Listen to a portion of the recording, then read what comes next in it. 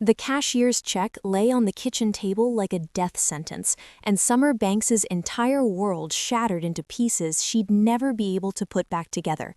$500,000. The numbers blurred as her stepfather's words echoed in her skull. "I sold you. He's coming to collect."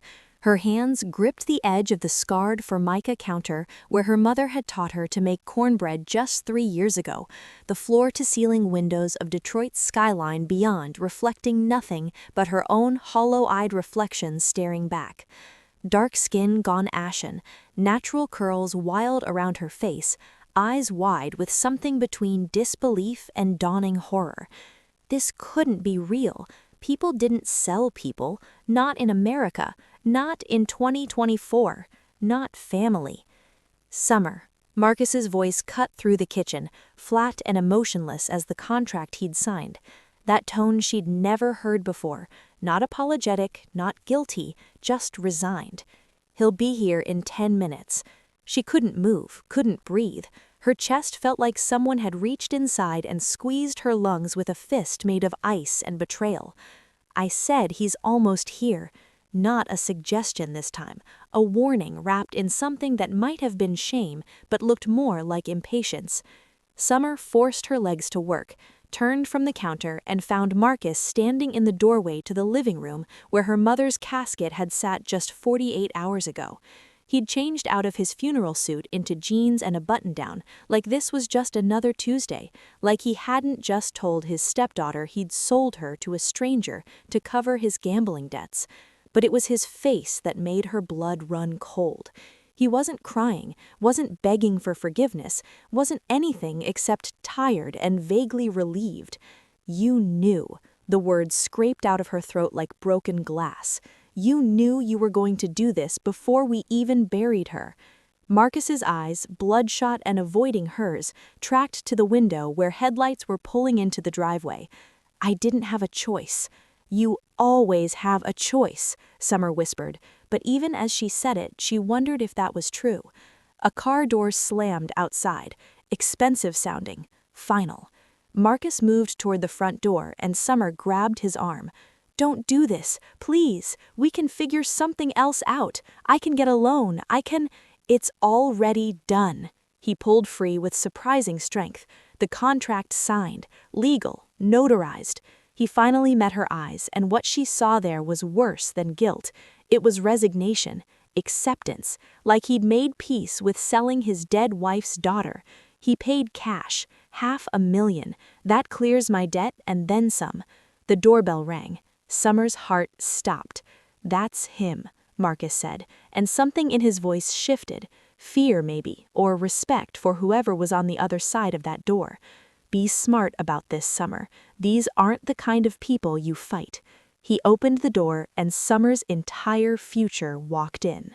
Dae-hyun moved into her childhood home like he owned it, which Summer realized with sick clarity he probably did now. Owned the house, owned Marcus's debt, owned her. He was tall, maybe 6'2", with the kind of athletic build that came from discipline, not gyms. Slicked back black hair, sharp cheekbones, and eyes so dark they looked black in the dim hallway light. He wore a tailored suit jacket over bare skin, the jacket hanging open to reveal a massive dragon tattoo that started at his collarbone and disappeared down his chest in scales of black and red ink. The dragon's head curved along his neck, mouth open mid-roar like it was screaming all the things his face refused to show. He looked at Marcus first. "Mr. Williams." His English was perfect, barely accented, which somehow made him more terrifying. This wasn't some foreign gangster stumbling through broken sentences. This was a man who'd learned the language to better destroy you in it. "Mr. Cho." Marcus actually bowed. Summer had never seen her stepfather bow to anyone in her life. She's ready. I'll determine that." Dae-hyun's gaze slid to Summer, and she felt it like a physical touch, cold, assessing, cataloging her worth the way someone might appraise a car they'd just purchased. His eyes traveled from her face down her body, not sexual, just inventory. taking stock of his investment. Summer's rage finally broke through her shock. "I'm not going anywhere with you." One eyebrow raised. Amusement? Irritation? Impossible to tell. "Your stepfather made a deal." "I didn't make a deal." Her voice shook but held. "I don't care what he signed. You can't just buy a person." "Can't I?" Daehyun reached into his jacket. Summer tensed, expecting a gun, but he pulled out a thick manila envelope instead. He opened it, extracted a document, and held it out to her. "Read it." She didn't want to touch it. Touching it would make it real, but her hands moved anyway, taking the paper, scanning the legal jargon that somehow reduced her entire existence to terms and conditions. Transfer of collateral, debt satisfaction, ownership rights. Marcus's signature at the bottom, next to a notary stamp dated 3 days ago, the day before they'd buried her mother. "You signed this while Mom was in the morgue," Summer whispered, looking at Marcus. He wouldn't meet her eyes. "I signed it to keep us alive," Marcus said quietly. "You don't understand the kind of people I owe money to." "Owed," Daehyun corrected, his voice soft as a knife sliding between ribs. "Past tense, your debt is cleared." He pulled out another item from his jacket, a thick stack of $100 bills bound with a paper band. He held it out casually, like it was nothing, like it wasn't blood money, like it wasn't the price of a human being. "The remainder," Daehyun said, "as agreed. 50,000 as a signing bonus." Marcus took the money, actually reached out and took it while Summer watched, her heart breaking in real time. Summer's hands flew up before she could think, lunging for Marcus, for the money, for something that would make this not real. But Daehyun moved faster than she'd thought possible. His hand caught her wrist mid-swing, grip iron strong but careful, not bruising, just completely immovable. "Don't," he said quietly, and something in his tone made her freeze. Not a threat, a warning, like he was trying to protect her from her own stupidity. "Let me go." She tried to yank free, but he didn't budge. "No." His free hand came up to tilt her chin, forcing her to meet his eyes. "Look at me, Summer Banks." The use of her full name startled her into compliance. "I paid your family to sell you to me," he said, each word deliberate and clear. "You don't belong to them anymore. You belong to me. That's not negotiable. That's not debatable. That's simply fact." His thumb traced along her jawline, and despite everything, the fear, the rage, the absolute insanity of this moment, her traitorous body recognized the gentleness in the gesture. "But I'm not unreasonable. You have 2 choices. Come with me now, quietly, and we'll discuss the terms of your adoption like civilized people, or we'll do this the hard way, and I promise you won't like what that looks like." "Adoption?" The word tasted like poison. "You didn't adopt me, you bought me." Semantics, but something flickered in his eyes. "In my organization, you will be listed as my ward, legally adopted for immigration purposes, protected under my name." His grip on her wrist loosened slightly. "But yes, Summer, I bought you. I paid $500,000 for the privilege of owning your debt, your contract, and your immediate future. Your stepfather was kind enough to include your passport, birth certificate, and social security card in the transaction." The room spun. Summer grabbed the doorframe to keep from falling, and Daehyun released her wrist, letting her catch her balance. "Why?" The question barely made it past her lips. "Why would you pay that much for me?" Daehyun studied her for a long moment, and Summer could have sworn she saw something that wasn't cold calculation in his expression. Curiosity, maybe, or satisfaction at a plan coming together. "Because your stepfather owed me money and couldn't pay," he said simply. "Because your family's funeral home has been laundering my organization's money for 3 years, and I need to ensure that continues smoothly. Because your mother, God rest her, was competent and discreet, and when she died, I lost my most reliable American asset." His head tilted slightly. "And because when I researched you, college-educated, fluent in Korean from your university minor, no criminal record, no significant romantic attachments, recently unemployed and living at home, I realized you were worth more than the debt. You're an investment, Summer, and I always research my investments thoroughly. He'd researched her, known about her Korean language studies, her job situation, her life. This wasn't impulse, this was planned. Summer's eyes burned with tears she refused to let fall. Behind Dae-hyun, she could hear Marcus counting the money, not even watching as her stepdaughter's life was dismantled. I won't cooperate, she said, even though she knew it was pointless. I'll run. I'll go to the police. The police are already paid off, Dae-hyun interrupted gently. The contract is legal in the sense that you can't challenge it without resources you don't have. Your stepfather will testify that you agreed to work for me to settle the family debt if you try. He reached into his jacket again and pulled out a plane ticket, holding it so she could see her name printed on it. We have a flight to Seoul in 3 hours. I suggest you pack what matters to you. You won't be coming back to Detroit for quite some time. The finality in his voice made her knees weak. And if I refuse to get on that plane? Dae-hyun's expression didn't change, but something dangerous flickered in his eyes.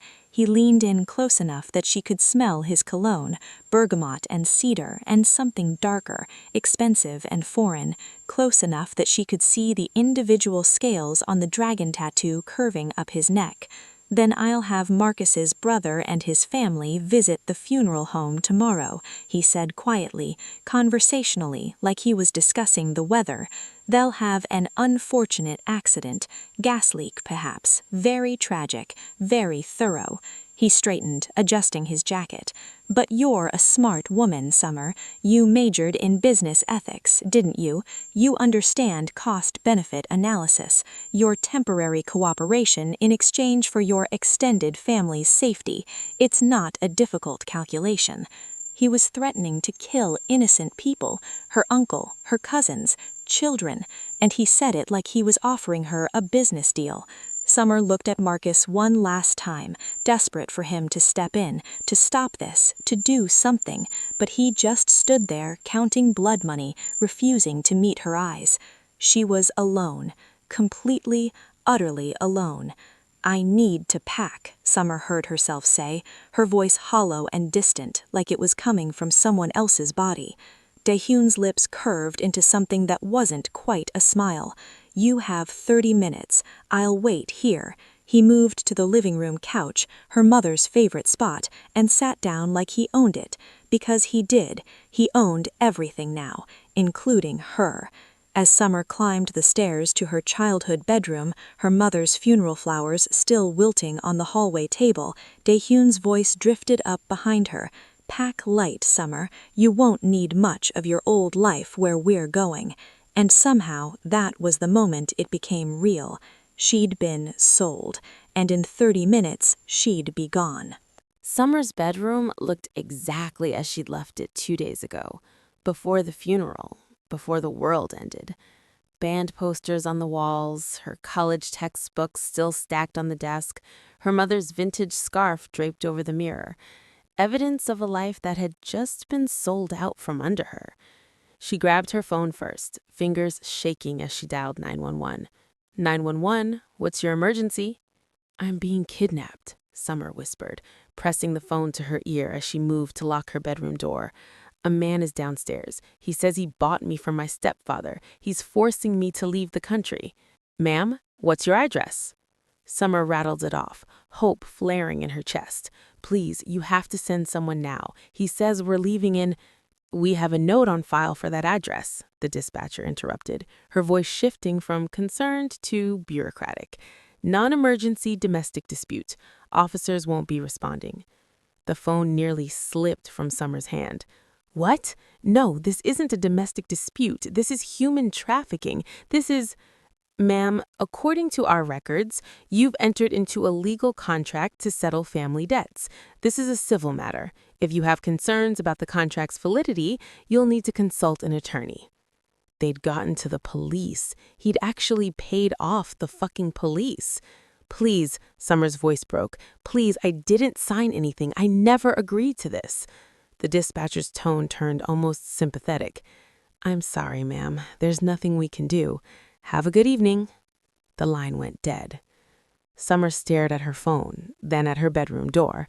She could hear Daeyeon's voice downstairs, speaking quietly in Korean to someone. Phone call or guards, she couldn't tell. The window. She had a window. Second floor, but there was a trellis her mother had installed for climbing roses that never quite took. She unlocked the screen as quietly as possible, pushed it open, and swung one leg over the sill. The trellis groaned under her weight, but held. Summer's heart hammered as she climbed down, splinters catching in her palms, her breath coming in gasps that sounded too loud in the quiet suburban street. Her feet hit grass. She ran. Made it exactly 3 houses before a black SUV pulled smoothly alongside her and 2 men in dark suits stepped out. Not rushing, not aggressive, just blocking her path with the casual efficiency of people who'd done this before. "Miss Banks," the taller one said in accented English, "Mr. Cho requests you return to the house." "Fuck what Mr. Cho requests," Summer spat, trying to dart around them. The shorter guard moved faster, catching her arm with the same careful firmness that Daeyeon had used. Not bruising, just immovable. "Please, don't make this difficult," he said, and there was something almost apologetic in his tone. "We don't want to carry you." Summer screamed, full-throated, desperate, the kind of scream that should bring neighbors running with baseball bats and cell phones. The porch lights stayed off, curtains remained drawn. Mrs. Chen across the street, who'd brought them casseroles after her mother's diagnosis, didn't so much as peek through her blinds.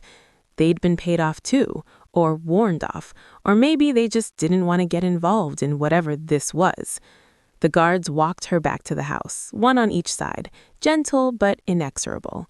Daeyeon was standing in the doorway, backlit by the living room lamp, watching her forced return with an expression that might have been disappointment. "Are you finished?" he asked as they reached the porch. "Go to hell," Summer snarled. "Eventually." He dismissed the guards with a nod, then studied her face. "You're bleeding." She was. The trellis had torn her palms, left scratches on her arms. She hadn't even felt it. 22 minutes left, Daeyeon said quietly. "I'd like to leave on time, but I'm flexible. Would you like me to explain your situation again, or have you accepted the reality?" "I'll never accept this." But even as she said it, Summer felt something crumbling inside her. The police wouldn't come, the neighbors wouldn't help. Marcus had sold her. She was alone. Daeyeon's expression softened fractionally. "Then accept this. If you continue fighting, you'll only hurt yourself. I don't want to hurt you, Summer. I want your cooperation. There's a difference." "The difference being that one sounds nicer while still being slavery?" "The difference being that I'm offering you a choice. Limited, yes. Unfair, absolutely. But still a choice. Come with me, fulfill the terms of your stepfather's contract, and your family stays safe. Your uncle's children get to grow up. Marcus gets to keep breathing." His voice dropped. "Or resist, and I'll demonstrate what happens when my property damages itself trying to escape. I promise you won't like my methods of ensuring compliance." The threat was delivered so calmly that it took a moment to process. Then her stomach lurched, and Summer barely made it to the bushes beside the porch before she vomited. Stress, fear, the full horror of her situation finally catching up to her body. She felt Daeyeon's hand on her back, gentle, steadying, and she wanted to scream at him not to touch her, but she was shaking too hard, heaving too violently. "Breathe," he murmured, and she hated that his voice actually helped. "Just breathe. It's the adrenaline crash." When the spasms finally stopped, he handed her a handkerchief, actual monogrammed linen like he was some kind of old-world gentleman and not a monster buying human beings. 25 minutes, he said softly. "Pack what matters, leave the rest." Summer's legs barely carried her back upstairs. She moved like a sleepwalker, pulling her mother's photo albums from the closet, the scarf from the mirror, a few changes of clothes she grabbed without thinking. Her hands found her mother's jewelry box, costume pieces, nothing valuable, but her mother had worn them. That made them priceless. Marcus appeared in Summer's doorway when she was zipping her suitcase. She waited for him to apologize, to explain, to something. "Your mother would understand," he finally said. "My mother would have killed you herself," Summer shot back, and had the satisfaction of watching him flinch. He left without another word. Daeon was waiting by the front door when she came down, her suitcase feeling impossibly heavy. He took it from her without asking, carrying it to the black Mercedes idling in the driveway, the same car that delivered her doom. Summer took one last look at her childhood home, the porch she learned to ride a bike on, the window where she used to wait for her mother to come home from double shifts at the funeral home, the door she'd walked through just 3 days ago, thinking she was coming home to grieve. She hadn't known she was walking into a transaction. The Mercedes pulled away from the curb smoothly, and Summer watched Detroit disappear in the side mirror. The houses got smaller, then vanished entirely as they hit the highway towards the airport. Dan sat beside her in silence, scrolling through his phone, until finally he said, "You studied Korean in college, business track with a language minor." It wasn't a question. "Yes," Summer said flatly. "Why Korean?" "Because I thought it would be useful for international business." Her laugh was brittle. "Guess I was right." Dan's lips twitched, almost a smile. "Your mother spoke it too, learned it when she married a Korean man in her 20s, before your father." Summer's head snapped toward him. "How do you know that?" "I told you, I researched my investments." He pocketed his phone and turned to face her fully. "Your mother was intelligent, resourceful. She ran that funeral home flawlessly for 3 years as my launderer. Never skimmed, never made mistakes, never drew attention. Something that might have been respect flickered across his face. You come from good stock, Summerbanks. You're worth more than your stepfather thinks." "I'm not stuck. I'm a person." "Yes," Daeon agreed quietly, "you are, and I always take very good care of my valuable possessions." The airport lights appeared ahead, and Summer felt the last door to her old life slam shut. The private terminal at Incheon Airport looked nothing like Summer had imagined. No crowds, no security lines, just sleek marble floors and staff who bowed to Daehan like he was royalty.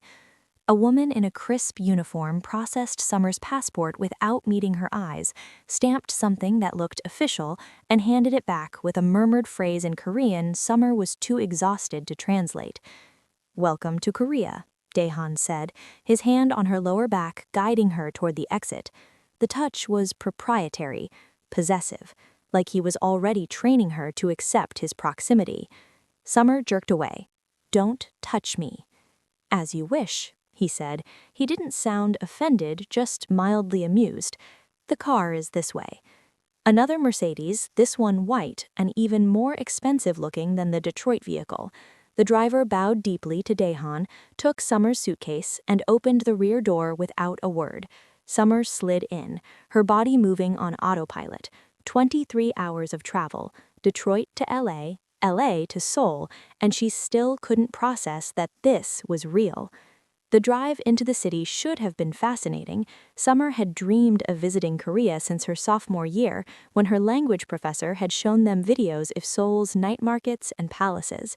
She'd imagined walking those streets, practicing her Korean with patient vendors, maybe teaching English for a year after graduation. She hadn't imagined seeing it through the tinted windows of a luxury car owned by a man who'd bought her like furniture. The buildings grew taller as they entered Gangnam, glass and steel towers that made Detroit's downtown look quaint.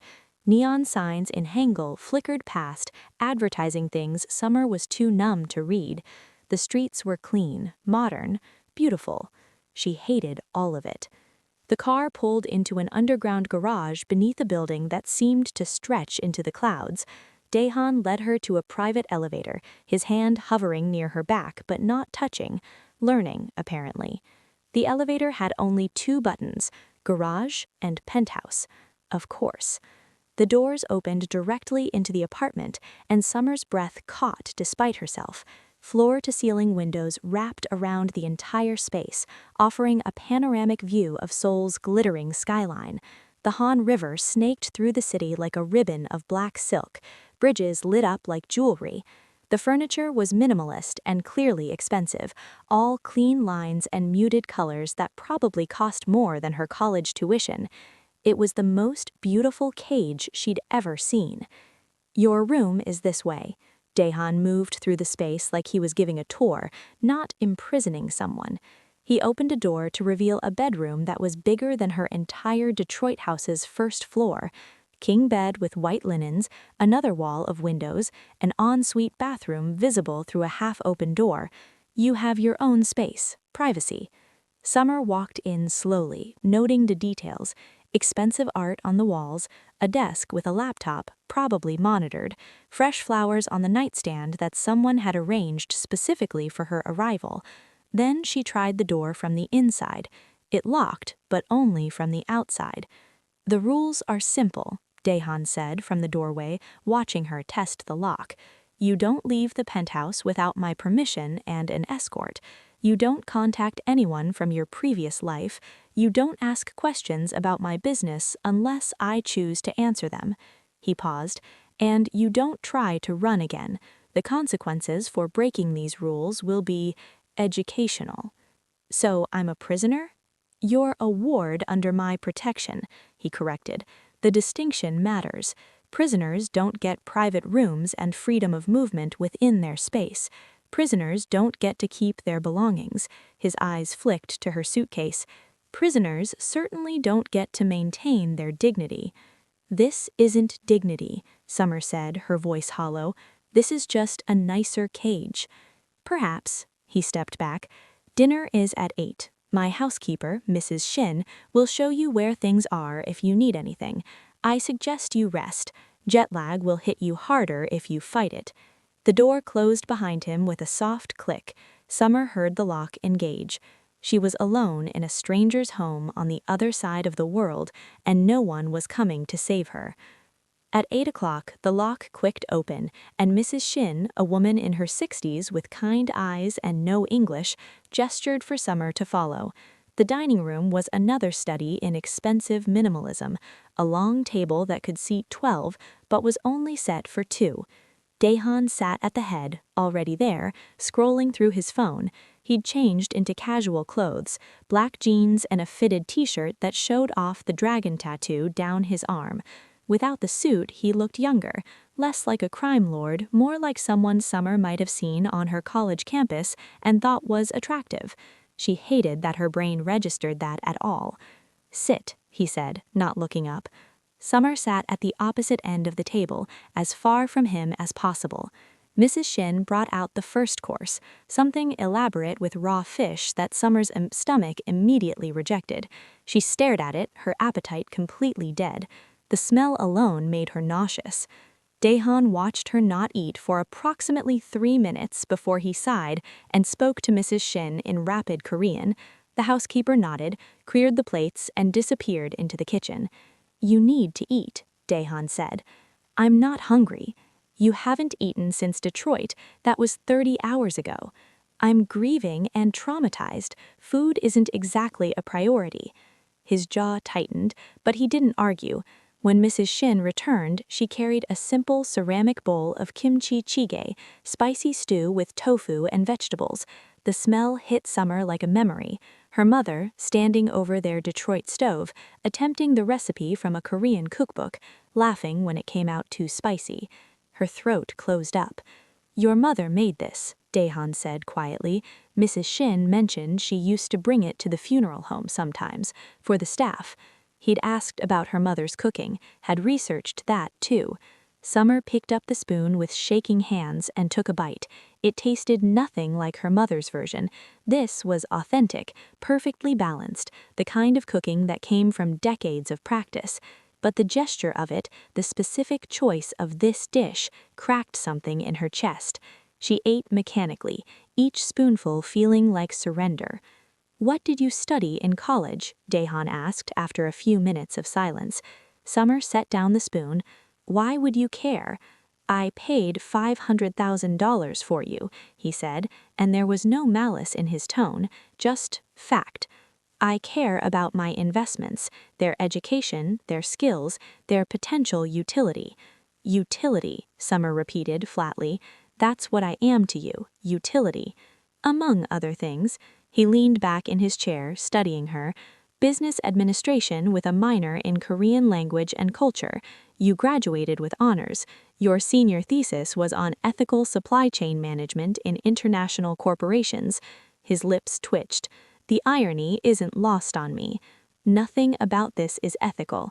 No, he agreed, but ethics are flexible depending on perspective. Your stepfather viewed selling you as ethical because it saved his life. I view buying you as ethical because it secures my business interests and prevents messier solutions. He took a sip of water. You'll learn that morality is often just a matter of whose survival is at stake. Summer pushed the bowl away. I'm done. You ate half. I said I'm done. For a moment, she thought he'd force the issue. Instead, he nodded to Mrs. Shin, who cleared the dishes. He stood, buttoning his suit jacket. When had he changed back into it? And moved toward his office. Your door will be unlocked tonight, he said without looking back. Another test. Let's see if you're smart enough to pass it. Then he was gone, and Summer was alone in Mrs. Shin, who smiled sadly and patted her hand before disappearing into the kitchen. Summer made it back to her room before the tears came. She locked the door from the inside, the only lock she controlled, and collapsed on the bed that smelled like expensive detergent and nothing familiar. Her mother's photo albums were still in her suitcase, and she pulled them out with shaking hands, flipping through pictures of a life that felt like it belonged to someone else.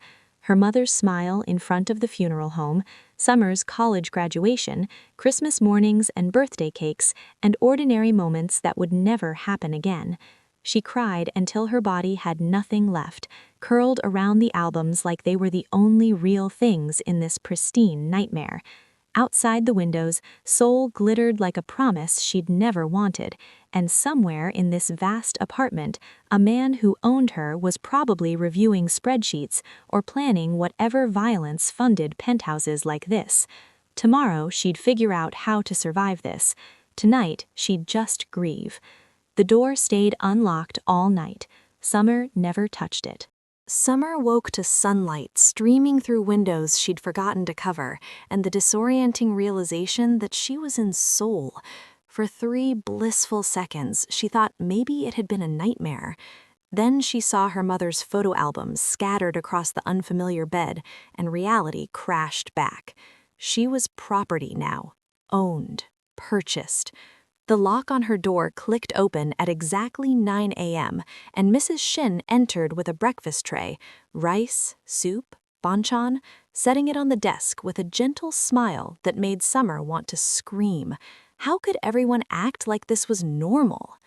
Daehyun appeared in her doorway 20 minutes later, showered and dressed in another expensive suit, looking like he'd slept perfectly well after destroying someone's life. "Get dressed," he said. "Business casual. You have a video call in 30 minutes. Summer looked up from the breakfast she hadn't touched. "A call with who?" "Your family's funeral home." He checked his watch. "I want you to see something." "I don't want to talk to Marcus." "You won't be. Your uncle runs it now. Marcus signed over his share as part of our arrangement." Daehyun's expression was unreadable. "Consider this part of your education about why you're here."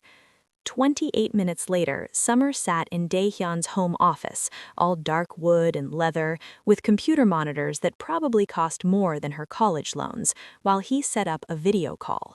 Her hands were shaking. She hadn't spoken to anyone from home since the collection, hadn't been allowed to contact anyone, and now he was forcing this? The screen flickered to life, and Uncle Ray's face appeared, looking older than Summer remembered. Behind him, she could see the funeral home's back office, the same cramped space where she'd done homework as a kid while her mother worked late. "Summer." Ray's relief was palpable. "Thank God, we've been worried sick. Marcus said you were in Korea, but he wouldn't tell us anything else, and—" "Uncle Ray?" Her voice came out strangled. I'm okay. She's under my care now," Daehyun said smoothly, leaning into frame. His hand rested on the back of Summer's chair, possessive and deliberate. "We're handling some family business. I wanted Summer to check in, see how operations are running." Something flickered across Ray's face. Fear, maybe, or recognition of who exactly he was talking to. Operations are good, Mr. Cho, Ray said carefully. Everything's running smooth, no problems. Summer's eyes drifted past her uncle to the background, and her breath caught. On the desk behind Ray, clearly visible, were stacks of cash, not funeral home petty cash, thick bundles bound with paper bands, being counted by someone she couldn't see her face. "What is that?" Summer asked before she could stop herself. "Uncle Ray, why is there so much cash?" Ray went pale. We had a busy week, you know how it is." "Show her the books," Daehyun interrupted, his voice cold. "The real ones, not the ones you file with the IRS. "Mr. Cho, I don't think—" "I wasn't asking." The temperature in the room seemed to drop 10 degrees. "Show her, now." Ray disappeared from frame. Summer heard drawers opening, papers rustling. When he returned, he was holding a leather-bound ledger that Summer had seen 1,000 times in her mother's office. Her mother had always been meticulous about record-keeping, had taught Summer that proper books were the backbone of any business. Ray opened it to a random page, held it up to the camera. Summer's stomach dropped. The handwriting was her mother's. She'd recognize those careful numbers anywhere. But the entries made no sense. Funeral services listed for amounts that didn't match standard pricing. Donations from families that Summer knew couldn't afford them. Cash deposits in the tens of thousands, marked as estate settlements. "What am I looking at?" Summer whispered. Daehyun leaned forward, his breath warm against her ear. "Your family's funeral home has been laundering my organization's money for 3 years. Your mother started the arrangement when the business was failing. She was very good at it, efficient, discreet, never made mistakes." He reached past Summer to point to a specific entry. "See? 50,000 marked as a cremation package. The actual service cost 3,000. The difference goes into clean accounts, gets dispersed through legitimate business expenses. Simple. Elegant." "No," Summer shook her head, the room spinning. "My mother wouldn't—" "Your mother was dying," Daehyun continued almost gently. "Cancer treatment is expensive, even with insurance. The funeral home was hemorrhaging money. She made a choice to save both, her life and her business. For a while, it worked." On screen, Ray looked miserable. "Summer, she was trying to provide for you. The medical bills were—" "When she got too sick to manage the books, Marcus took over," Daehyun said. "And your stepfather got greedy, started skimming profits thinking I wouldn't notice. Small amounts at first, then larger. By the time your mother died, he'd stolen over $300,000 from my organization." Summer's hands gripped the desk edge so hard her knuckles went white. "You're lying." "Am I?" Daehyun pulled out another ledger, this one newer, the handwriting Marcus's sloppy scrawl instead of her mother's precise script. He flipped it open to pages marked with red tabs. "Here and here. Discrepancies your mother never would have allowed. She had integrity, even while breaking the law. Marcus just had greed." He was right. Summer could see it in the numbers, in the careless errors her mother never would have made. Her mother had been meticulous. These books were amateur hour. "The debt ballooned to $500,000 when I added interest and penalties," Daehyun continued. "Marcus couldn't pay, so he offered me you instead." He closed the ledger. "End the call, Ray. We're done here." "Summer, I'm sorry," Ray said quickly, desperately. "Your mother made me promise not to tell you. She didn't want you to know. She was trying to protect—" The screen went black. Summer sat in the sudden silence, her mind racing. Her mother had known, had been running money for a Korean crime syndicate while Summer was away at college learning about business ethics and corporate responsibility, had come home every night and smiled at Summer over dinner while hiding this massive, illegal secret. "She lied to me," Summer whispered. "My whole life, she lied to me." "She protected you," Daehyun corrected. "There's a difference. You knew nothing, so you were safe, clean, could go to college, build a legitimate life." He stood, moving to pour himself whiskey from a crystal decanter. "At least she was competent. You come from good stock, Summer. That intelligence, that attention to detail, it's genetic, valuable." Something inside Summer snapped. She lunged at him before conscious thought caught up, her fist connecting with his jaw with a satisfying crack that sent pain shooting up her arm. His head snapped to the side, the whiskey glass falling from his hand to shatter on the hardwood floor. For one frozen moment, they both stared at each other. Then Summer swung again. He caught her wrist this time, but she used the other hand, scratching at his face, his neck, anywhere she could reach. All the rage and grief and betrayal that had been building since Marcus said, "I sold you," came pouring out in violence she'd never known she was capable of. Daehyun let her land 2 more hits before he moved. Suddenly, she was spun around, her back slammed against the office wall, his body pinning her in place. His hand caught both her wrists, holding them above her head with one hand, while the other pressed against her shoulder. "Get it out," he said, his voice surprisingly calm for someone with blood trickling from his split lip. "I hate you," Summer sobbed, struggling against his grip. "I hate all of you. Marcus, my mother, you." "I know. She lied to me?" "Yes." "She was a criminal?" "Yes." His grip tightened fractionally. "And she did it to keep you fed, clothed, educated, to give you opportunities she never had. Was it right? No. Was it understandable? Absolutely." Summer's legs gave out, but Daehyun held her up, his body the only thing keeping her from collapsing. "You're here because your family made choices," he said quietly, his face inches from hers. "Your mother chose to launder money. Marcus chose to steal from me. Those were their decisions, their consequences. I'm just the consequence that came calling." He released one wrist to tilt her chin up, forcing her to meet his eyes. "But understand something. You are not responsible for their choices. You're only responsible for the ones you make from here forward." "I didn't choose any of this." "No," he agreed, "but you'll choose how you survive it. That part is yours." He released her slowly, stepping back to give her space. His lip was still bleeding, and tomorrow he'd have a bruise on his jaw. He touched it experimentally, then smiled. Actually smiled. "You hit hard," he said. "Good. You'll need that here." Then he walked out, leaving Summer collapsed against the wall, surrounded by shattered glass and shattered illusions, with nothing left but the terrible truth. Everyone she'd loved had lied to her, and the monster who bought her was the only one being honest. Summer spent 3 days avoiding Daehyun after the funeral home revelation. He allowed it, somehow knowing she needed space to process the fact that her entire understanding of her mother had been a carefully constructed lie. Mrs. Shin brought meals to her room, meals Summer barely touched, and the penthouse remained quiet, except for occasional phone calls in rapid Korean from Daehyun's office. On the 4th day, everything changed.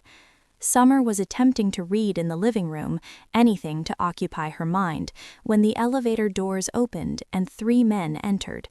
2 were dragging a third between them, a younger man who was bleeding from his mouth and crying in Korean. Daehyun followed behind, his expression colder than Summer had ever seen it. He noticed her on the couch and stopped. "Go to your room." The man being dragged started pleading, his words too fast for Summer's college Korean to follow, but the desperation was universal. The 2 guards hauled him toward a door Summer had never seen opened, tucked behind the kitchen, nearly invisible in the wall paneling. "I said, go to your room," Daehyun repeated. Summer stood, her book fallen forgotten to the floor. "What are you going to do to him?" "Nothing that concerns you." "You brought him into your home, my prison. That makes it my concern." Something flickered across Daehyun's face, surprise, maybe, or reassessment. He studied her for a long moment, then made a decision that Summer would replay in her mind for weeks afterward.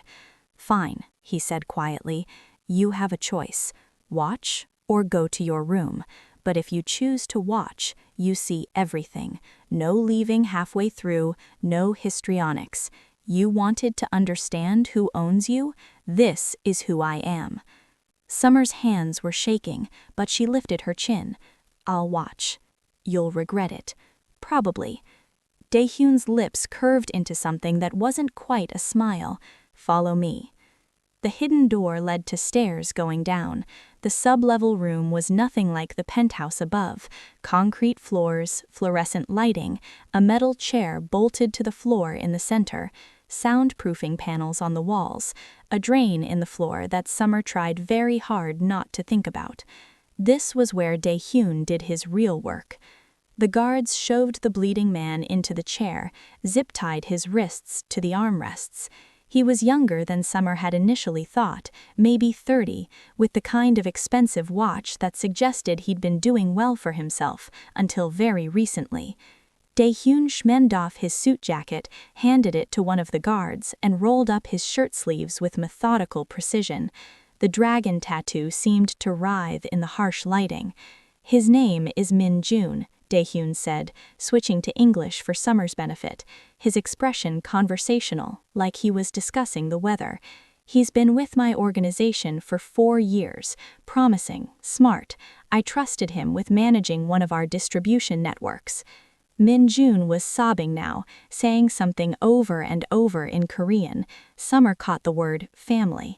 "He's been stealing," Daehyun continued, circling the chair slowly. "Not much. 30,000 over 6 months. Thought I wouldn't notice because the amounts were small, spread out." He stopped in front of Min-jun. "But I always notice. That's how I stay alive." "Please," Min-jun switched to broken English, looking at Summer desperately. "Please, my daughter, she's sick. I need money for hospital." Daehyun backhanded him across the face. The crack echoed in the concrete room. Summer flinched but didn't look away. She'd made her choice. "You could have asked me for help," Daehyun said, his voice still eerily calm. "I have a fund for exactly these situations, medical emergencies, family crises. You know this. Instead, you stole from me. Worse, you lied about it when I asked directly." He pulled a gun from the back of his waistband, when had he armed himself, and checked the chamber with practiced efficiency. "Wait," Min-jun pleaded, his eyes wide with terror. "Wait, please. I have information. I can give you names. People planning—" "I already know about the Park family's movement on our Busan territory. I have 3 other sources. You have nothing I need." He raised the gun, pressing it against Min-jun's temple. "This is what happens when you steal from me. This is what everyone in my organization will hear about tomorrow. This is the price." Min-jun closed his eyes, still crying, and started praying in Korean. Daehyun pulled the trigger. The sound was deafening in the enclosed space. Daehyun's ears rang, but Summer kept her eyes open, watching as Min-jun's body slumped in the chair, blood spreading across the concrete floor toward that drain she'd noticed. She didn't scream, didn't gasp, refused to give Daehyun the satisfaction of her horror. He holstered the gun, took his jacket back from the guard, and gave quiet instructions in Korean about disposal. Then he looked at Summer, really looked at her, searching for something in her expression. "Clean this up," he told the guards. "Compensate his family. Anonymous donation, enough to cover the daughter's treatment." He was paying for the medical care of the man he'd just executed. Summer's brain couldn't process the contradiction. Daehyun gestured toward the stairs. "Come."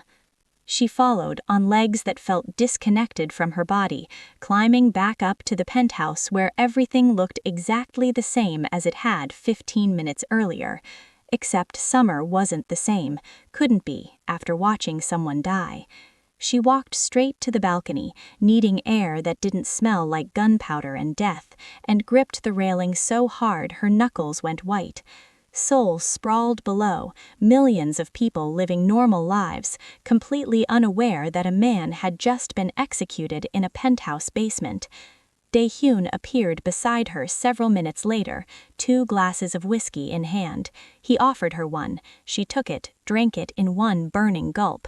"This is my world," he said quietly, looking out at the city. "I won't hide it from you. I could have kept you upstairs, protected you from the reality of what I do, but you chose to watch, and I respect that. You should know what you're part of now."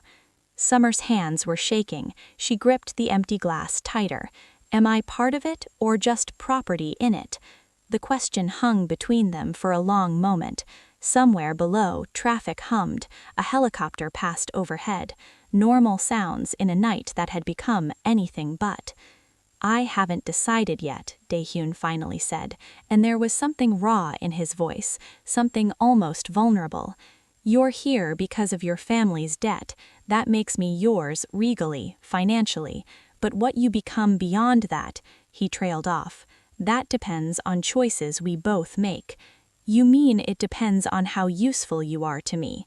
"Partially," he didn't deny it, "but also on who you choose to be in this situation. Most people would have screamed down there, or vomited, or broken. You didn't. You watched a man die and stood there like you were carved from stone." His eyes searched her face. "I'm trying to determine if that's strength or shock." "Maybe both," Summer whispered. "Maybe."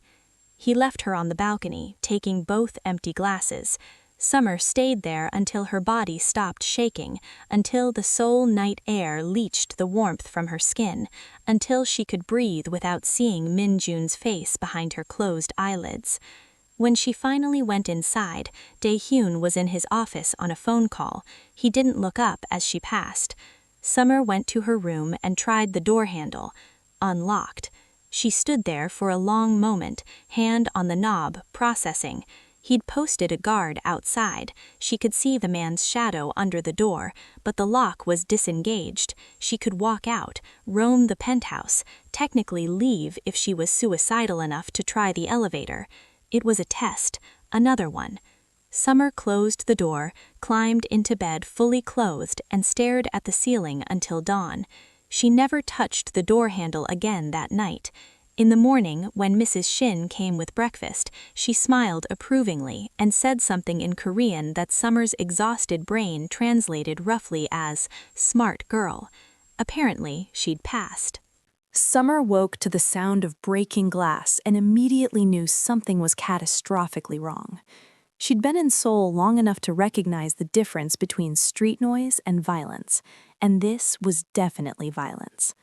Gunfire erupted, sharp cracks that made her ears ring even through the bedroom walls. She rolled out of bed, heart hammering, and ran to her door.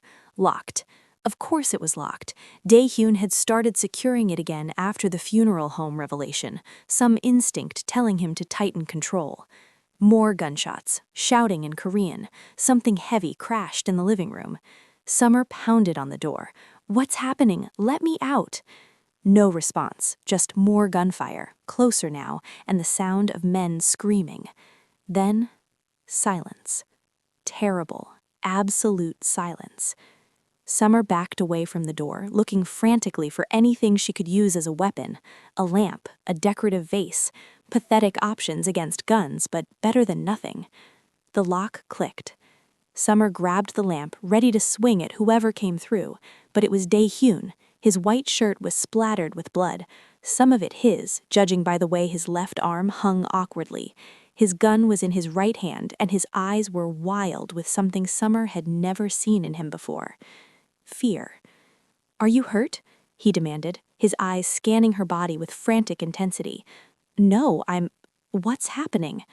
Rival organization, Park family from Busan. He grabbed her arm with his injured hand, winced, switched to his done hand. "We need to get you to the safe room, now." They moved through the penthouse, and Summer's stomach lurched. Bodies on the floor. Daehyun's guards, intruders, impossible to tell in the chaos. The floor-to-ceiling windows were shattered, glass everywhere, night air rushing in. Bullet holes pocked the walls like diseased skin. Someone appeared from behind the kitchen counter, an intruder, weapon raised. Daehyun shoved Summer behind him and fired twice. The man dropped. "Keep moving," Daehyun commanded, and Summer realized he was limping now too. How badly was he hurt? The safe room was hidden behind a panel in his bedroom. Of course he had a bedroom she'd never seen. Of course it had a panic room. The door was reinforced steel, disguised as ordinary wall, and Daehyun's bloody hand fumbled with the biometric lock. More gunfire from the living room, Jun-suk's voice shouting orders, then an explosion that made the entire penthouse shudder. The safe room door finally opened, and Dae-hyun pushed Summer inside. She stumbled into a space about the size of a large closet, reinforced walls, a bench, supplies, communication equipment. He followed, slamming the door behind them, and the sounds of battle became muffled, distant. They were alone in sudden, shocking silence. That's when Summer saw how much blood there was. "Oh my God!" She grabbed his arm, pulling him toward the bench. "You're shot! You're actually shot!" "Twice," Dae-hyun said, his voice tight with pain. "Shoulder and thigh. Not fatal if we're fast." Summer's hands shook as she helped him peel off his ruined shirt. The shoulder wound was bleeding steadily, the bullet still lodged somewhere in the muscle. The thigh wound was worse. She could see where the bullet had gone through, exit wound in the back of his leg. "First aid kit," he gestured with his chin to a cabinet. "Red box." Summer found it, her college CPR training suddenly feeling woefully inadequate for treating gunshot wounds. But she opened the kit, found gauze and bandages, and pressed them against his shoulder with shaking hands. Dae-hyun hissed in pain but didn't pull away. His free hand suddenly caught hers, the one pressing against his shoulder, and his eyes locked onto hers with that same frantic fear she'd seen in him when he burst into her room. "Are you sure you're not hurt?" His thumb traced over her knuckles, checking for blood that wasn't his. "They didn't touch you? Didn't get to your room?" "I'm fine. I'm not the one who got shot protecting." Summer stopped, the realization hitting her. "You took a bullet for me." "You're my responsibility now," Dae-hyun said, and there was something raw in his voice. "That means something." Summer applied more pressure to his wound, watching him wince. "I'm not your responsibility. I'm your prisoner." Dae-hyun laughed. Actually laughed, though it came out pained and breathless. "Same thing in my world." "That's insane." "Most things about us are, but you're alive. That's what matters." The communication equipment crackled and Jun-suk's voice came through in Korean. Dae-hyun responded, then looked at Summer. "It's over. They're all dead or fled. We're secure." "How many?" 8 attackers, 3 of my men dead, 5 injured. His jaw clenched. This was a significant move. The Park family wanted to make a statement. "They wanted to kill you." "They wanted to kill you and take you," Dae-hyun corrected, and something dangerous flickered in his eyes. "Word's gotten out that I have Sarah Banks, the daughter. That makes you valuable to anyone who wants leverage over me." Summer's stomach dropped. "I'm a target now." "You were always a target. Now people just know it." The aftermath took hours. Dae-hyun's private doctor arrived, a severe woman who asked no questions and extracted bullets with efficient precision.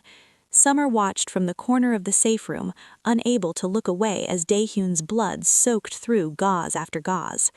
By the time they emerged, the penthouse looked normal again, bodies removed, blood cleaned, broken windows already covered with temporary boards. Mrs. Shin was supervising the cleanup crew like this was just another Tuesday, and maybe for her it was. Dae-hyun was pale, moving stiffly but alive. He caught Summer's arm as she headed toward her room.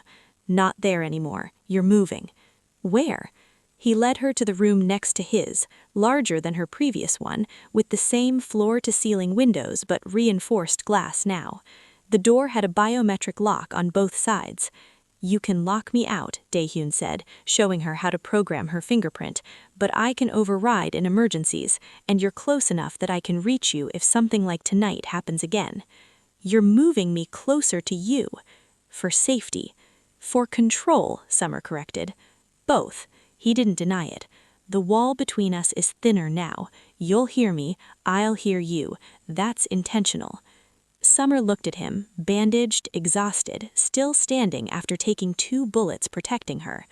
"Why did you do it? Really? Why risk your life for your investment?" Dae-hyun was quiet for a long moment.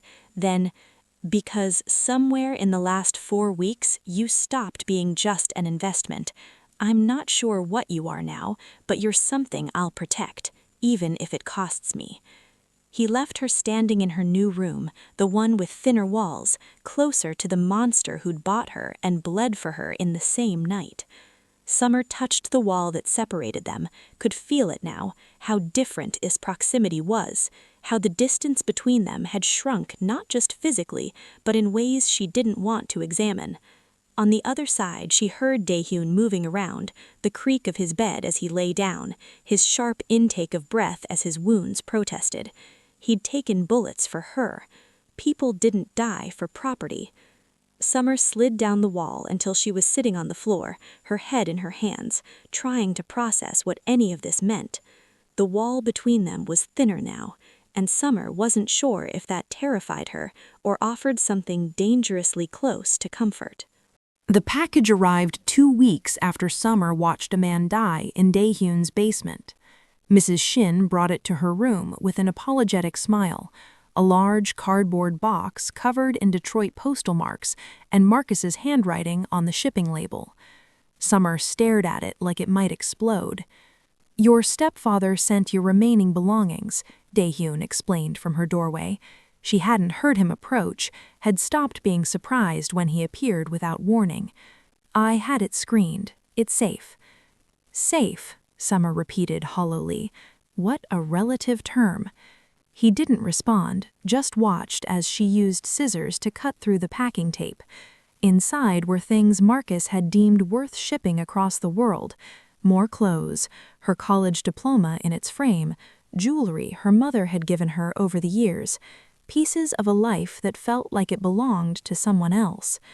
At the bottom, wrapped in one of her mother's old cardigans, was her mother's laptop. Summer's hands stilled. Her mother had been buried with her wedding ring and favorite necklace, but the laptop, her mother's most prized possession, the one she'd guarded carefully even during the worst of the cancer, had somehow ended up in Marcus's hands.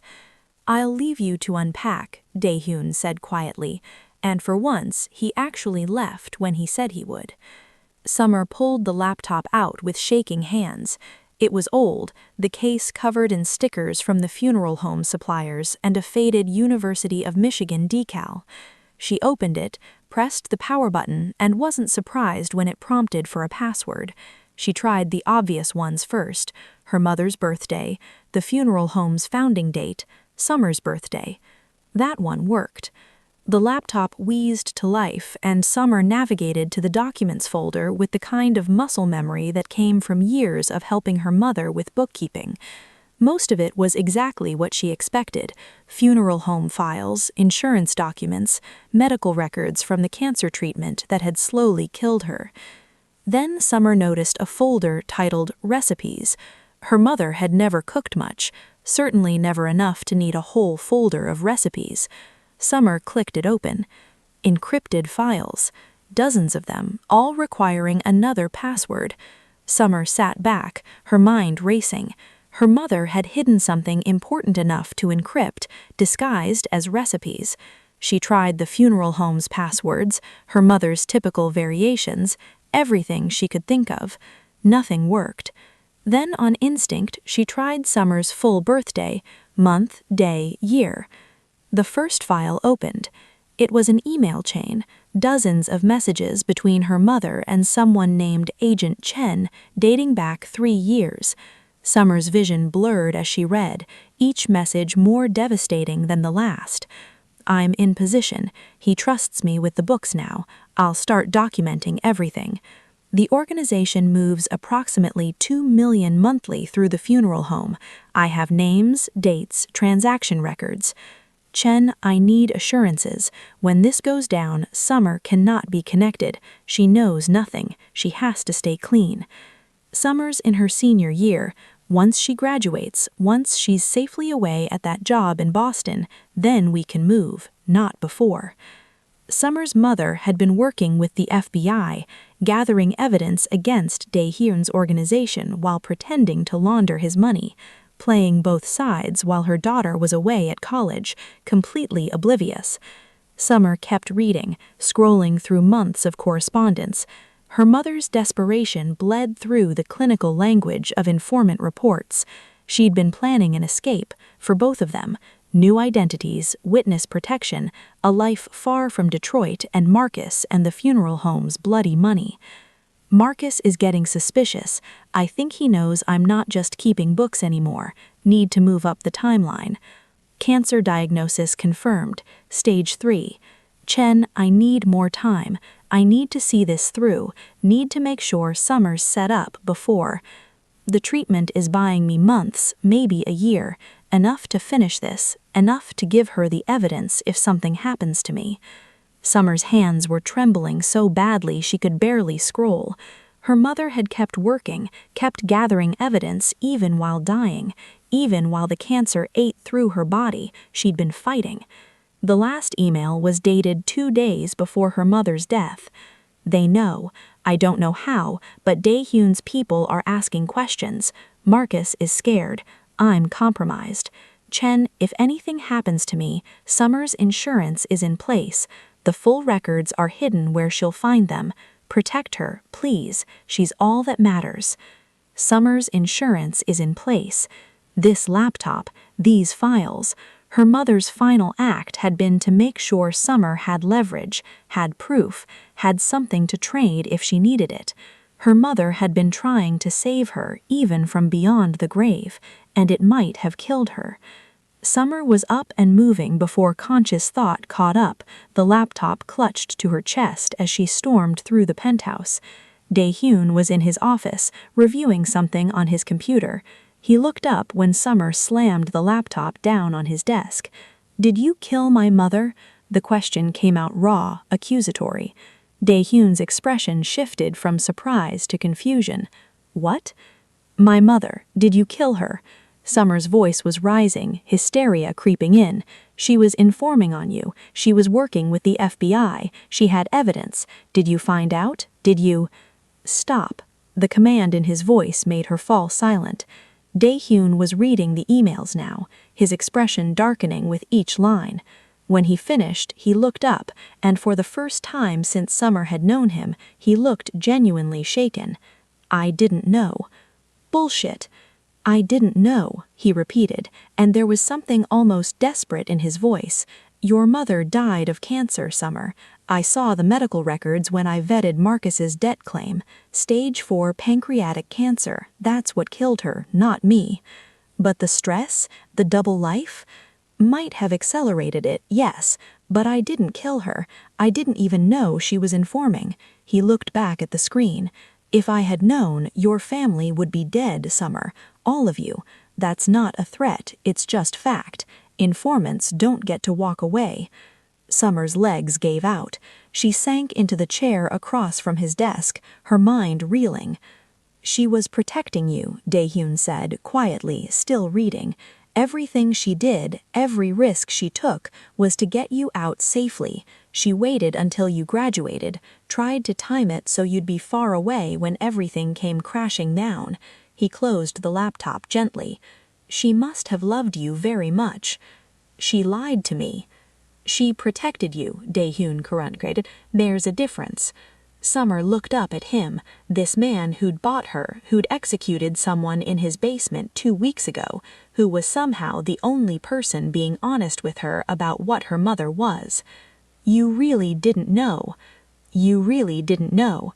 He leaned against his desk, and for a moment he looked almost vulnerable. "Your mother was good, Summer. Better than I thought. She played me for 3 years, and I never suspected. That takes skill." Something that might have been respect flickered across his face. If this had succeeded, if her mother had lived long enough to turn over this evidence, I'd be in prison right now. My organization would be destroyed. "Good," Summer whispered. "Perhaps." Daehyun was quiet for a long moment. Then, softer than he'd ever spoken, "I'm sorry for your loss." Summer's head snapped up. "What?" "Your mother. I'm sorry she's dead. I'm sorry she had to live a double life that probably killed her faster. I'm sorry you're here because of choices she made trying to protect you." He met her eyes, and there was no manipulation in his expression, no calculation, just something raw and real. "That's the first entirely honest thing I've said to you. No agenda, just, I'm sorry." Summer didn't know what to do with that, with Dae-hyun's expected compassion, with the knowledge that her mother was a hero and a liar and a victim all at once. "What happens now?" she asked, "now that you know she was informing?" Dae-hyun considered this. "Now I investigate who compromised her. Someone in my organization told them she was working with the FBI. I need to find out who did," picking up the laptop carefully, "and I decide whether this evidence still poses a threat." "Are you going to kill me?" "No." He said it with such certainty that Summer almost believed him. "You didn't know. You're not responsible for your mother's choices. You're just collateral damage." Summer maffed, but it came out broken. "Story of my life." Summer waited 3 days before she made her move. 3 days of watching Dae-hyun's guards rotate shifts, of memorizing their patterns, of pretending to be the compliant prisoner he seemed to think she was becoming.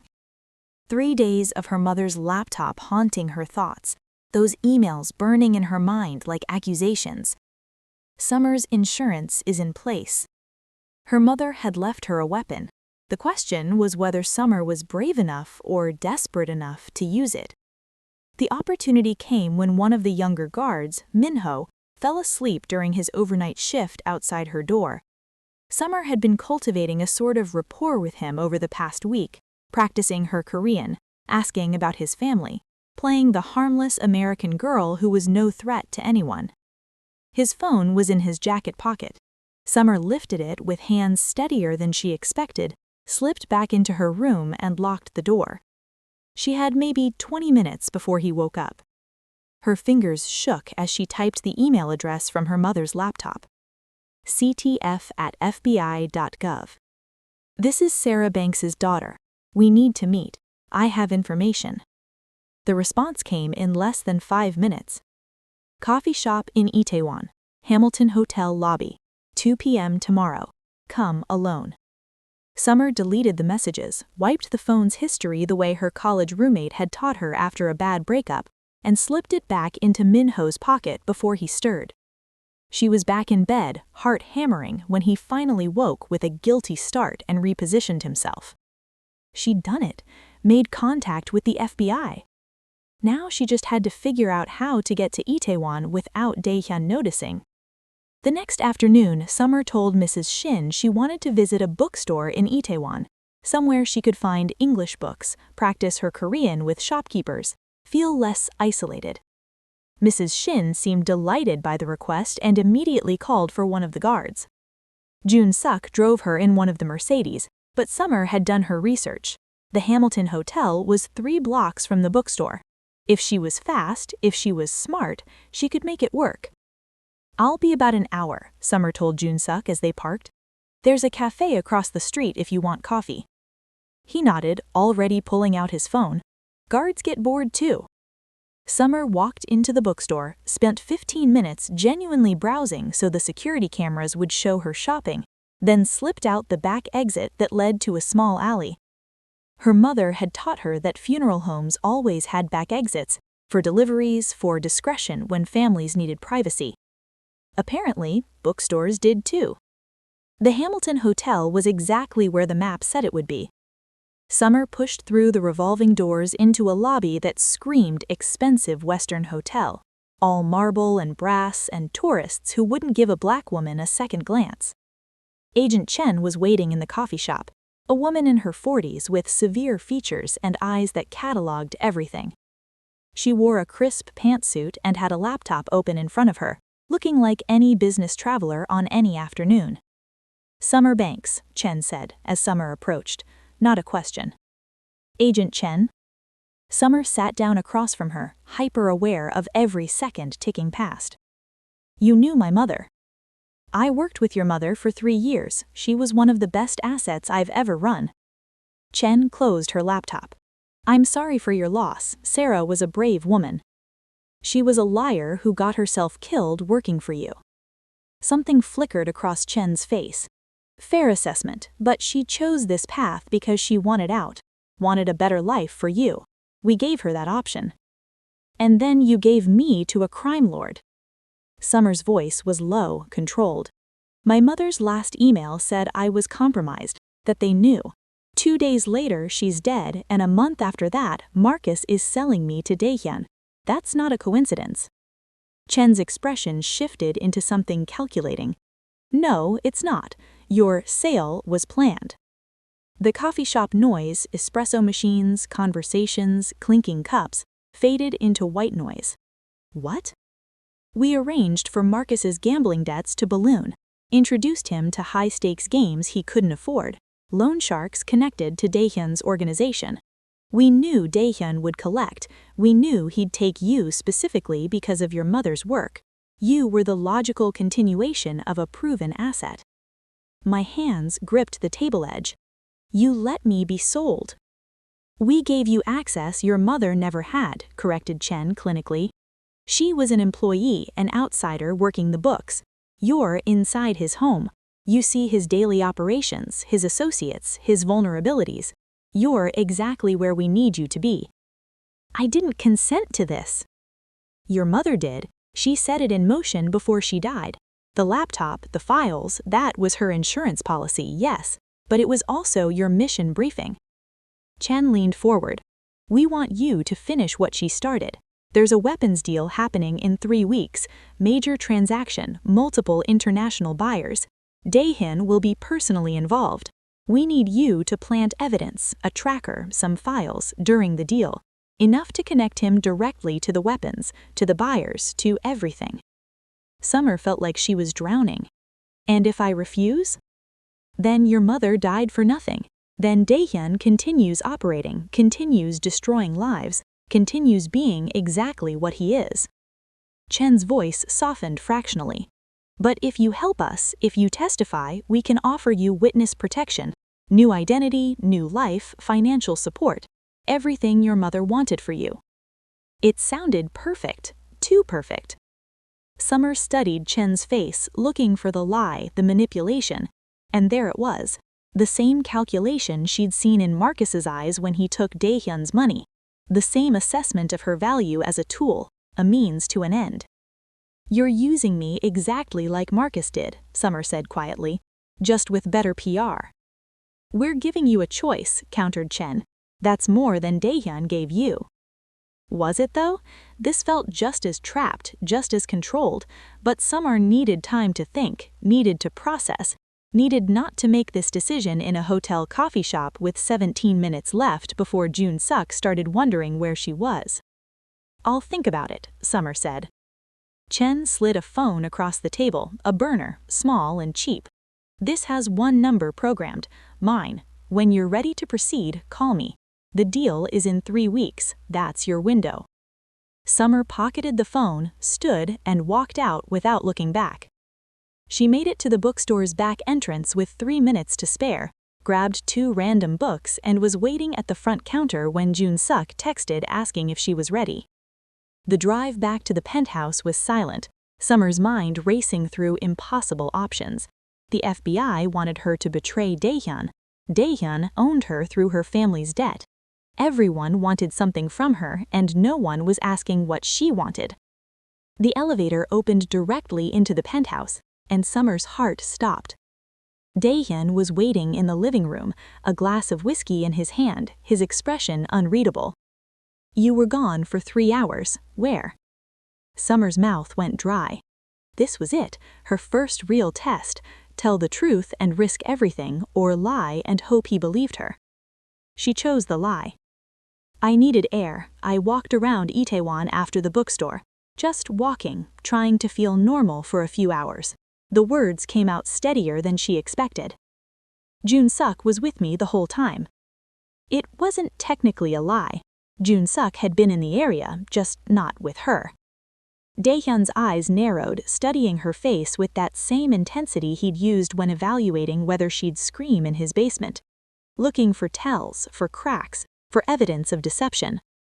Summer held his gaze, willing herself not to blink, not to fidget, not to give him anything. Finally, he took a sip of whiskey. Walking. Yes. For 3 hours? Seoul is a big city. I had a lot to process. Another long moment of scrutiny. Then, Jun Suk confirmed you were at the bookstore, said you bought books. He gestured to the bag in her hand. Show me. Summer pulled out the books she'd grabbed blindly. One was a Korean cookbook. The other was a thriller about corporate espionage. Daehyun's lips twitched at the second one. Interesting choice. I like irony. He laughed, actually laughed, and some of the tension bleed from the room, but his eyes remained sharp when he said, "Don't make me regret unlocking your door, Summer. I gave you freedom of movement because I thought you were smart enough not to abuse it.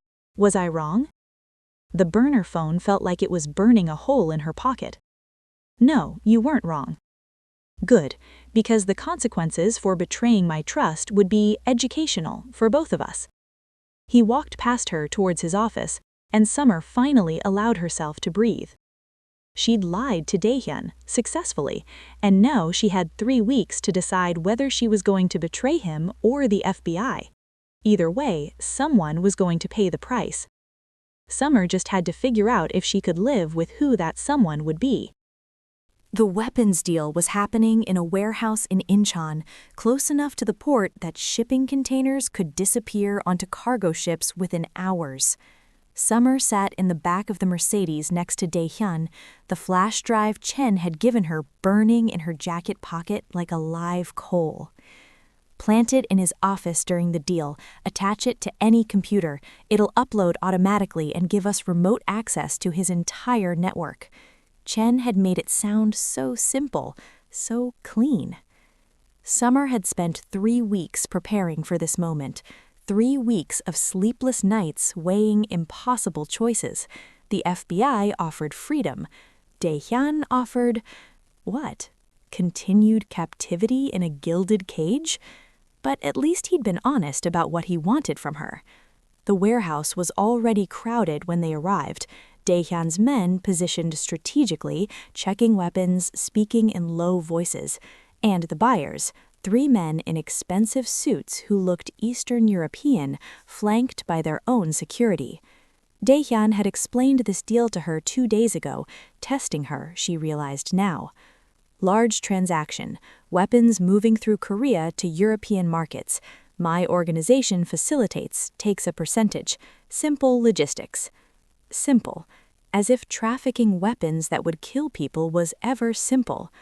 Summer's role was to stay in the office area, a converted corner of the warehouse with a desk and computer where Daehyun would handle the financial transfers. Stay quiet, stay out of the way, be invisible. The perfect opportunity to plant the drive. Except, something was wrong. Summer noticed it the moment Bae entered.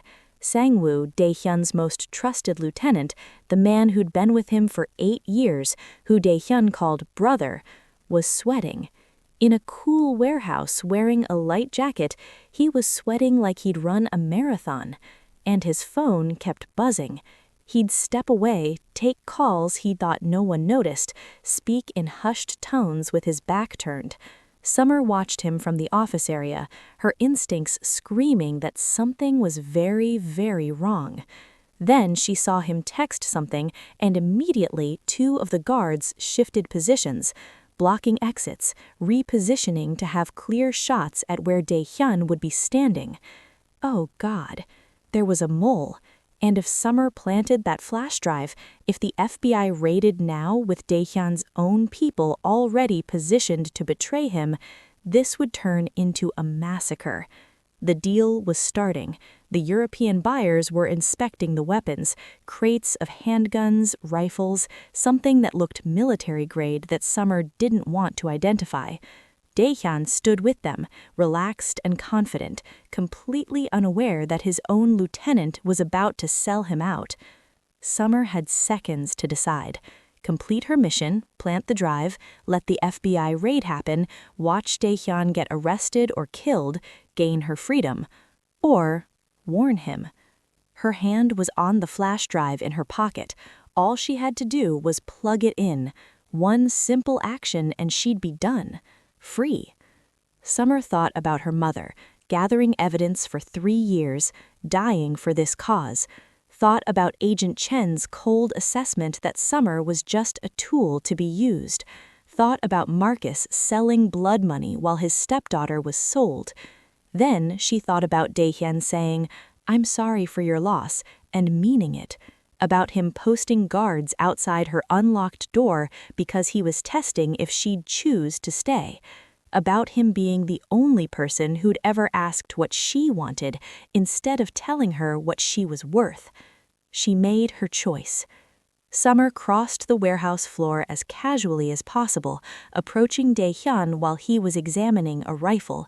She leaned in close, as if asking a question, and whispered in Korean, "Sangwoo, mole, guards positioned wrong, FBI coming."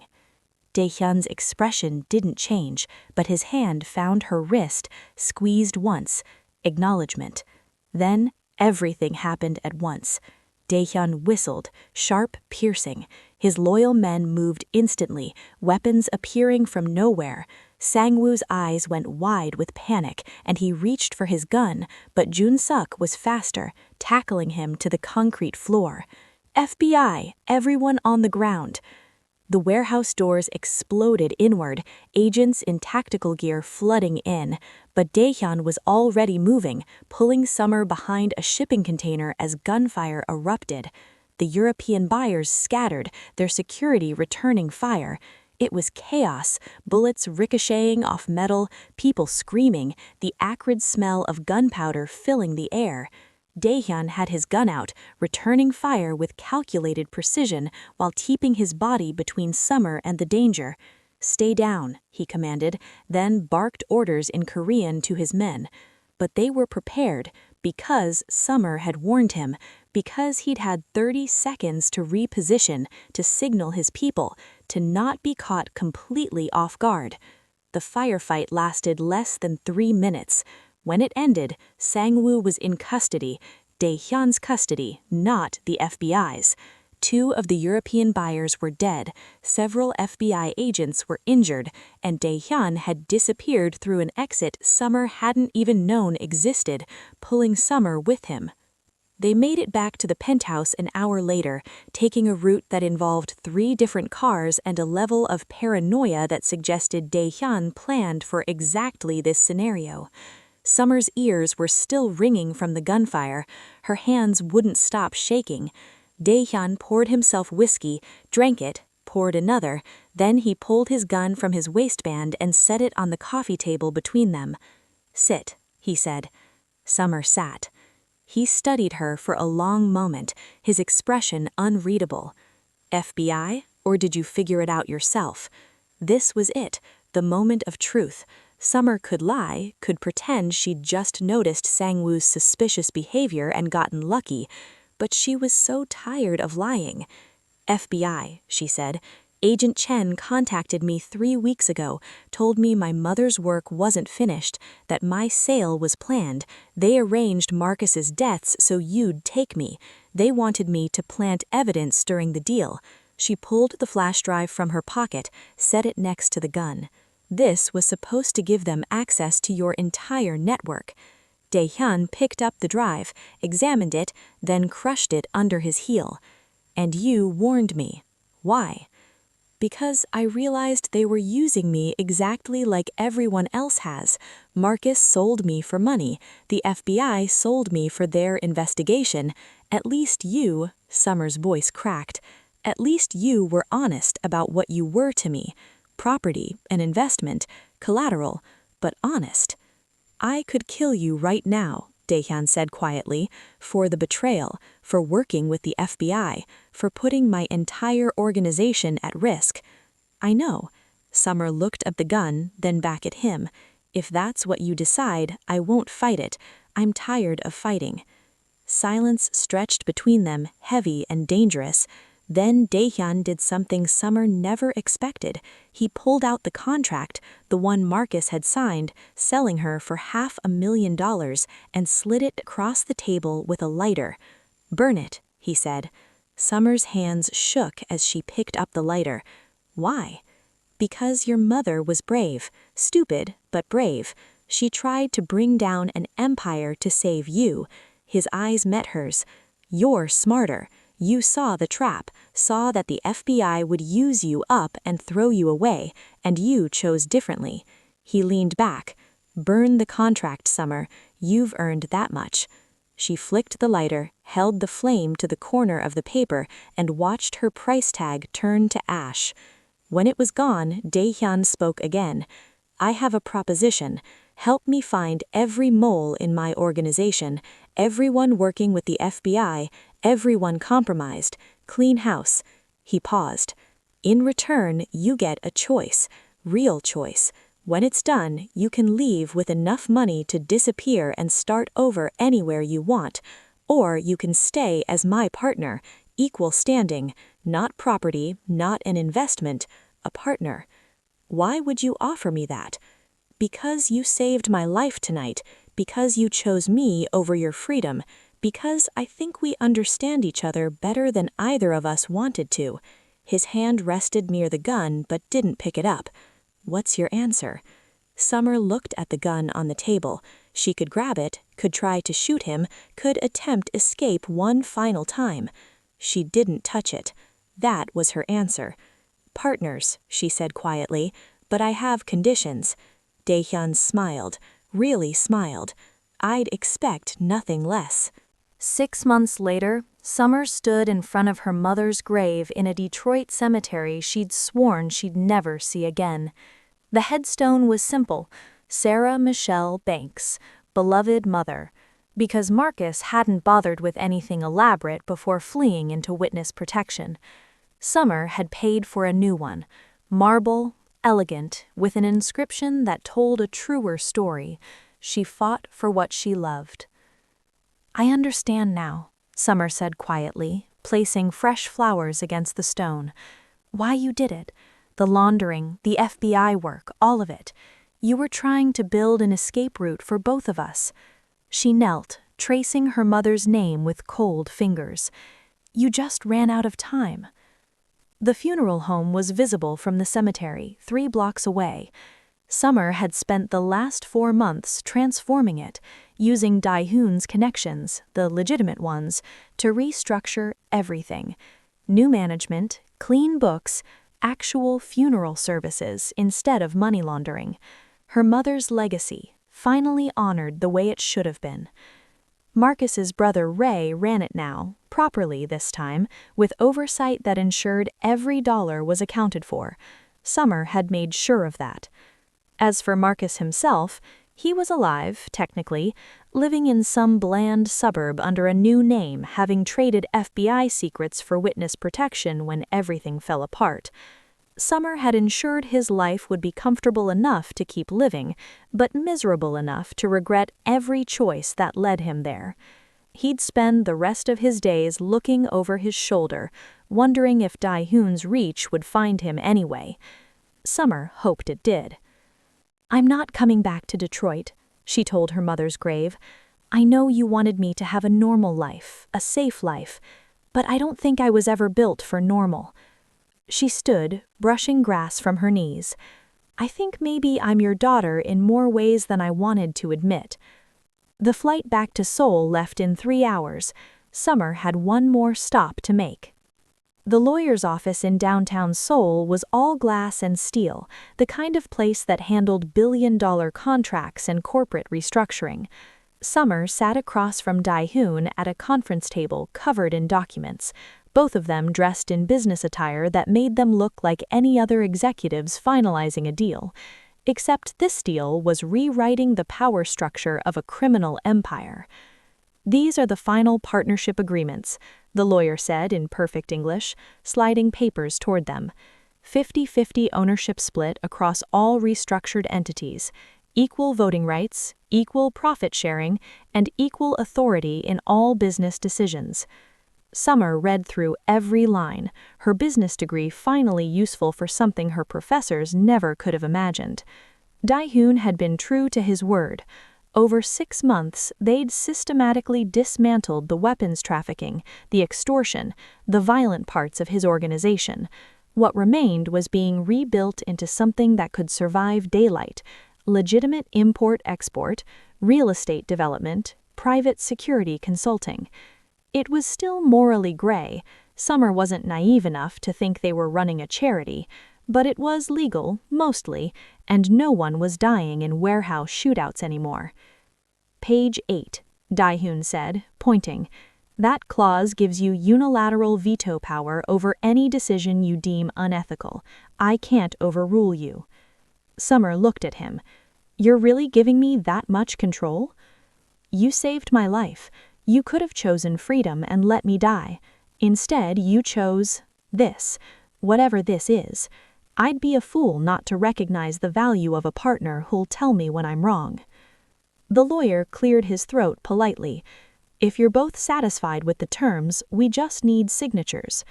Summer picked up the pen, an expensive one, the kind used for important documents, and signed her name next to Daehoon's on every page. Her signature looked strange next to his, her American loops and curves beside his angular Korean characters, but they balanced each other somehow. Equal standing.